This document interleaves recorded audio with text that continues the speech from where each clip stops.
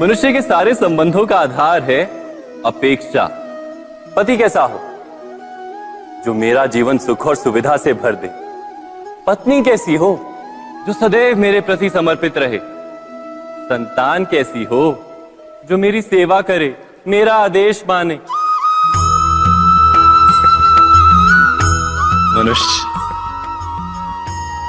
मनुष्य उसी को प्रेम भी कर पाता है जो उसकी अपेक्षा पूर्ण करता है। और अपेक्षा की तो नियति है भंग होना। कैसे? क्योंकि अपेक्षा मनुष्य के मस्तिष्क में जन्म लेती है। कोई अन्य व्यक्ति उसकी अपेक्षाओं के बारे में जान ही नहीं पाता।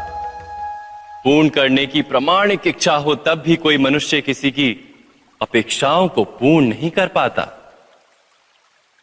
और वहां से जन्म लेता है संघर्ष। सारे संबंध संघर्ष में परिवर्तित हो जाते। पर मनुष्य अपेक्षा को संबंध का आधार ना बनाए और स्वीकार करे केवल संबंध का आधार, तो क्या ये जीवन स्वयमेव सुख और शांति से नहीं भर जाएगा? स्वयं विचार कीजिएगा।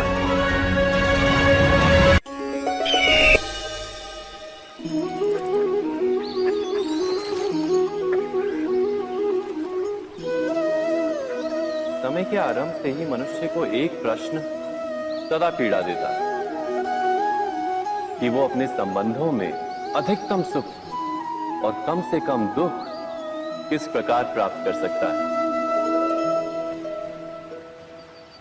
क्या आपके सारे संबंधों ने आपको संपूर्ण संतोष दिया है? विचार कीजिए। हमारा जीवन संबंधों पर आधारित है। हमारी सुरक्षा संबंधों पर आधारित है। इसी कारण हमारे जीवन के सारे सुखों का आधार भी संबंध है। किंतु फिर भी हमें संबंधों में ही अधिकतर दुख क्यों प्राप्त होते हैं? सदा ही संघर्ष भी संबंधों से ही उत्पन्न क्यों हो जाते हैं? कभी विचार किया है? जब कोई व्यक्ति किसी अन्य व्यक्ति के विचार अथवा कार्य को स्वीकार नहीं करता, उसमें परिवर्तन करने का प्रयत्न करता है, तो संघर्ष जन्म लेता है।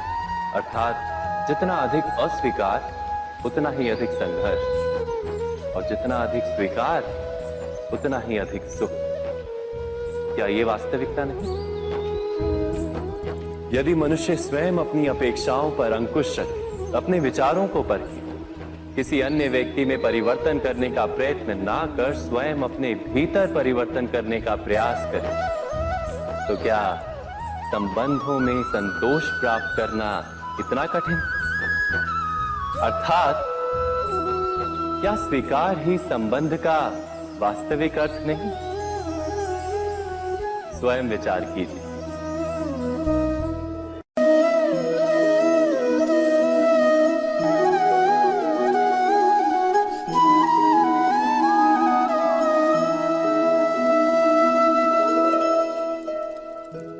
जब किसी व्यक्ति को किसी घटना में अन्याय का अनुभव होता है, तो वो घटना उसके अंतर को झकझोर देती।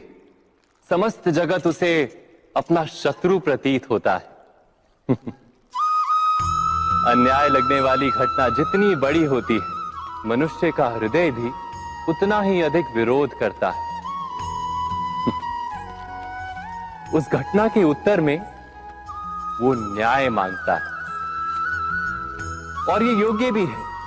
वास्तव में समाज में किसी भी प्रकार का अन्याय व्यक्ति की आस्था और विश्वास का नाश है। किंतु ये न्याय क्या है? न्याय का अर्थ क्या है? अन्याय करने वाले को अपने कार्य पर पश्चाताप हो और अन्याय भुगतने वाले के मन में फिर से विश्वास जगे समाज के प्रति। इतना ही अर्थ है ना न्याय का। किंतु जिसके हृदय में धर्म नहीं होता, वो न्याय को छोड़कर बैर और प्रतिशोध को अपनाता है। हिंसा के बदले प्रतिहिंसा की भावना लेकर चलता है। स्वयं भोगी हुई पीड़ा से कहीं अधिक पीड़ा देने का प्रयत्न करता है और इस मार्ग पर चलते अन्याय को भुगतने वाला स्वयं अन्याय करने लगता है। शीघ्र ही वो अपराधी बन जाता है, अर्थात न्याय और प्रतिशोध के बीच बहुत कम अंतर होता है और इसी अंतर का नाम है धर्म। क्या ये सत्य नहीं? स्वयं विचार कीजिए। दो व्यक्ति जब निकट आते हैं तो एक दूसरे के लिए सीमाएं और मर्यादाएं निर्मित करने का प्रयत्न अवश्य करते हैं। हम यदि सारे संबंधों पर विचार करें तो देखेंगे कि इन सारे संबंधों का आधार यही सीमाएं हैं जो हम दूसरों के लिए निर्मित करते हैं। और यदि अनजाने में भी कोई अन्य व्यक्ति इन सीमाओं को तोड़ता है तो उसी क्षण हमारा हृदय क्रोध से भर जाता है। इन सीमाओं का वास्तविक रूप क्या है? क्या हमने कभी विचार किया? सीमाओं के द्वारा हम दूसरे व्यक्ति को निर्णय करने की अनुमति नहीं देते, अपना निर्णय उस व्यक्ति पर थोपते, अर्थात किसी की स्वतंत्रता का अस्वीकार करते हैं।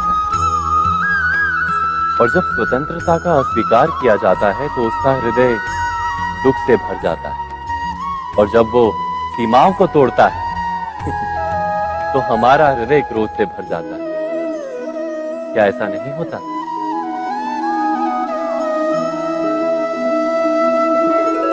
पर यदि एक दूसरे की स्वतंत्रता का सम्मान किया जाए तो किसी मर्यादाओं या सीमाओं की आवश्यकता ही नहीं होती। अर्थात जिस प्रकार स्वीकार किसी संबंध का देह है, क्या वैसे ही स्वतंत्रता किसी संबंध की आत्मा नहीं? स्वयं विचार कीजिए।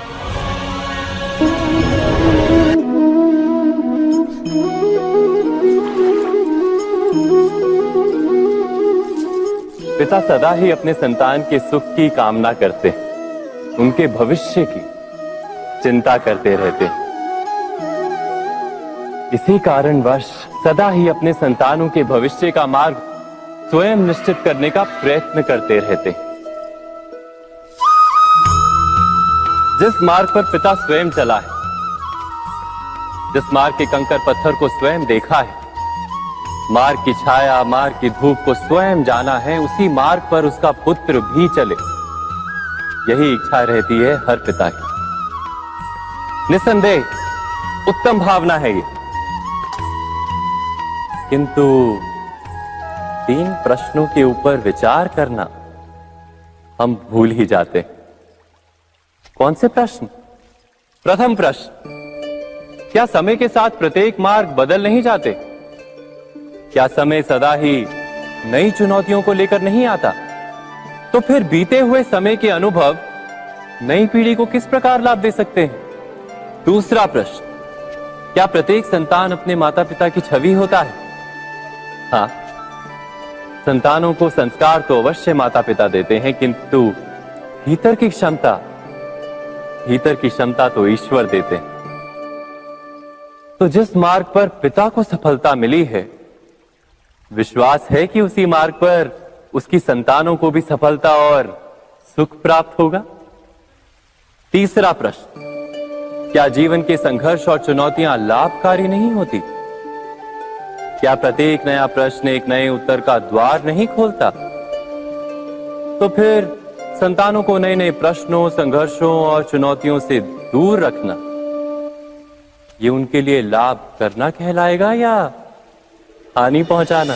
अर्थात जिस प्रकार संतान के भविष्य का निर्माण करने के बदले उसके चरित्र का निर्माण करना श्रेष्ठ है, वैसे संतानों के जीवन का मार्ग निश्चित करने के बदले उन्हें नए संघर्षों के साथ जूझने के लिए मनोबल व ज्ञान देना अधिक लाभदायक नहीं होगा?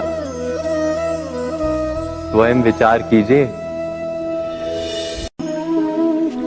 सबके जीवन में ऐसा प्रसंग अवश्य आता है कि सत्य कहने का निश्चय होता है हृदय में, किंतु मुख से